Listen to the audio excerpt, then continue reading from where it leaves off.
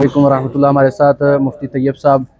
جو ادارہ ارشاد کے نام سے چلا رہے ہیں، فیکٹریوں میں تعلیم و تربیت کے حوالے سے، اسی طرح مختلف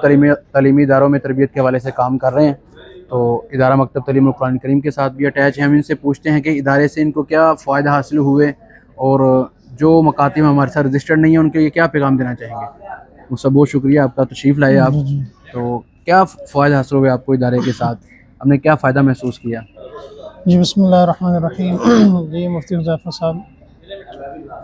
لگ بھگ تقریباً کوئی شاید یہاں جو سیالکوٹ کے اندر مکتب کا آغاز ہوا، اس کے اندر بنیادی کردار جو ہمارے بھائی صاحب ہیں قاری بدر صاحب، ان کا یعنی اس میں وہ شمولیت تھی۔ تو سیالکوٹ میں مکتب کا جو نظام ہے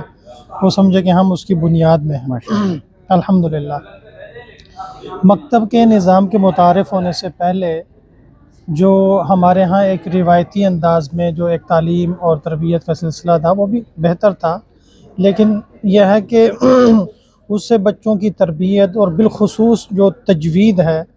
اس کا کوئی مطلب ہے کہ عمومی طور پہ اس کو نظر انداز کیا جاتا تھا۔ وہ دیہاتوں میں یا عام مساجد میں اسی انداز میں بس ٹھیک ہے وہ بچوں کو پڑھا دیا جاتا تھا اور بچے پڑھ کے چلے جاتے تھے، نہ وہ تجوید کا معیار ہوتا تھا، امتحان کا کوئی نظم نہیں ہوتا تھا، نہ کوئی امتحان کا نظم، نہ کوئی چیک اینڈ بیلنس تھا، نہ کوئی ٹیسٹ کا نظام تھا اس طرح کی، اور پھر اس طرح تربیت کا بھی کوئی معقول جو ہے وہ بندوبست نہیں تھا۔ لیکن یہ جو مکتب کا نظام ہے اس کے اندر ہم یہ دیکھتے ہیں کہ یہ ایک ہی سسٹم ایسا ہے کہ اس ایک سسٹم کے اندر بہت ساری چیزیں ہیں۔ مطلب جو بچہ مکتب کے مطابق قرآن پڑھ لے گا اس میں اور حافظ بچے میں کوئی فرق نہیں ہوگا پڑھنے میں، یہ ہم نے محسوس کیا ہے اس کا فائدہ۔ اور پھر تربیتی اعتبار سے بھی عملی جو ایک تربیت ہوتی ہے، عام طور پہ بچے بہت ساری جگہوں پہ پہلے بھی لوگ دعائیں یاد کروا دیتے تھے اور جناب مختلف سیرت کی وہ باتیں، لیکن یہ کہ ہے جو عملی ایک زندگی جس سے چینج ہوتی ہے یا پھر جس سے گھروں کے اندر ایک اچھا پیغام جاتا ہے وہ ہم نے مکتب کے اندر دیکھا ہے۔ مثلا پہلے بچہ یہ کھانا کھانے کی دعائیں ہے تو بچے پہلے یاد کر لیتے تھے، لیکن یہ کہ عملی اس کا طریقہ سمجھانا، برابر ایک اس کا یعنی پریکٹیکل کروانا، یہ ایک جو ہے نا مکتب سے پوچھنا کہ پڑھی ہے دعا نہیں پڑھی ہے دعا، اس سے عمل کے بارے میں پوچھنا، ہاں اس سے پھر یہ کہ مجموعی طور پر ایک پورے ماحول میں جو بچہ مکتب میں آ رہا ہے اس کا مطلب یہ ہے کہ اس کی پوری فیملی جو ہے وہ ایک دینی سلسلے کے ساتھ منسلک ہو گئی ہے، پوری فیملی کی تربیت ہو رہی ہے، پوری فیملی کی تربیت ہو رہی ہے۔ تو یہ ہم نے اس میں محسوس کیا۔ تو جو ادارے ہمارے ساتھ رجسٹرڈ نہیں ہیں ان کے لیے کیا تو پیغام ہے؟ میں ان کے لیے یہ گزارش کرنا چاہوں گا، اور بالخصوص ایسے دوست احباب جو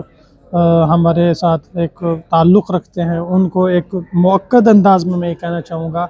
کہ ضرور بہت سے دوست احباب تھوڑا ان کے ذہن میں نا شکوک شبہات ہیں، وہ خائف ہیں پتہ نہیں یہ کیا چیک اینڈ بیلنس ہوگا، لیکن نیا سسٹم آ گیا، کوئی نیا سسٹم، یہ کوئی نیا سسٹم نہیں ہے، صرف یہ ہے کہ یہ ہم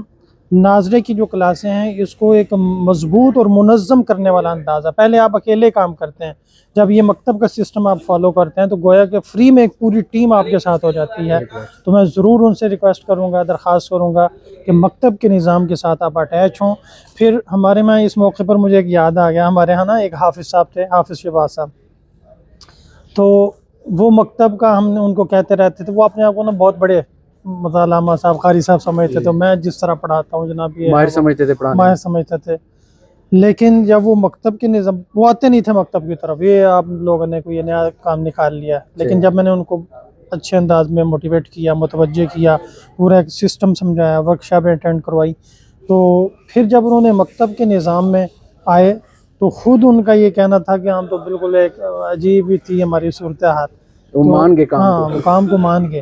تو اس میں کوئی اس طرح کی بات نہیں ہے، نہ کوئی اضافی اس طرح کی باتیں ہیں، صرف یہ ہے کہ کام کو منظم کیا گیا۔ پھر تربیت کا جو پہلو ہے اس کو خاص طور پہ،